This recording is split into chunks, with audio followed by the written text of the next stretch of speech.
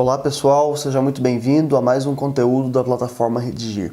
Hoje a gente vai falar a respeito de como é o procedimento de correção das redações do Enem e especificamente aqui também da plataforma Redigir.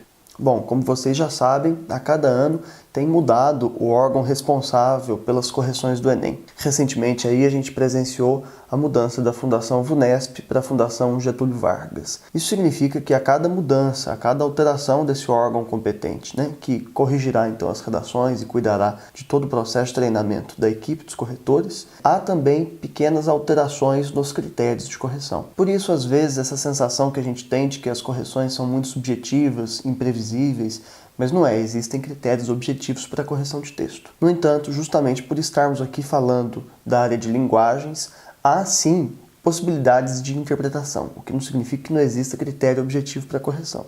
Tanto é verdade que o próprio Enem dispõe de uma estrutura de até 4 corretores para uma única redação. Vejam, lá funciona assim.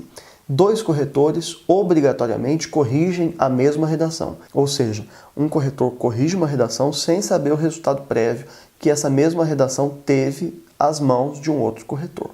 Então, obrigatoriamente, uma única redação sempre é corrigida por pelo menos 2 corretores. E aqui entram 2 conceitos importantes, o conceito de divergência e o conceito de discrepância. Se 2 correções forem divergentes entre si, não tem problema, a divergência ela é tecnicamente aceitável. O que não pode é que essas correções sejam discrepantes entre si. Então, qual a diferença entre divergência e discrepância? Resultados finais de até 100 pontos de diferença são considerados divergentes, ou seja, até 100 pontos na nota total está valendo e o seu resultado será a média dessas 2 correções que se obteve.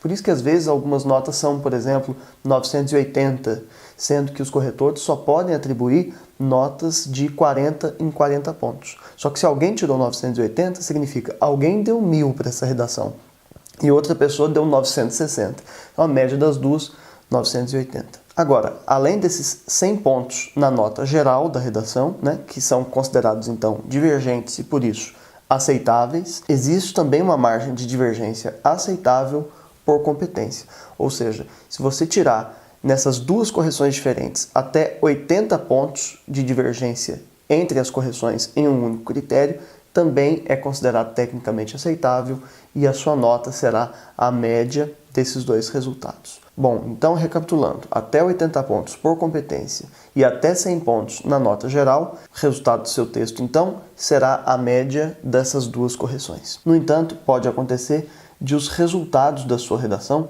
serem discrepantes, ou seja, um e outro corretor deram uma nota na sua redação cuja diferença entre essas atribuições é maior do que 100 pontos na nota geral ou maior do que 80 pontos em um único critério. Isso significa, na prática, que o seu texto, então, será submetido a uma terceira avaliação.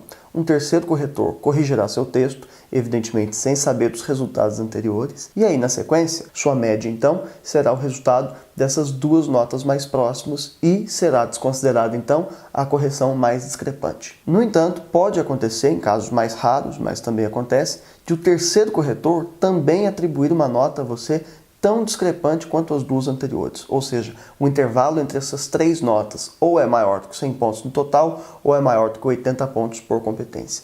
Nesse caso, então, finalmente, sua redação será encaminhada ao 4º corretor que constitui uma banca especializada para avaliar seu texto e atribuir uma nota. Tudo isso, então, tem por finalidade conferir segurança a todo esse processo. Quer dizer, mesmo diante de critérios objetivos, em se tratando de redação, existe essa arquitetura aí de até 4 corretores disponíveis para uma única redação. Na plataforma Redigir, especificamente, a gente não dispõe de 4 corretores para uma única redação, mas a gente dispõe do sistema de avaliação por estrelas para cada redação.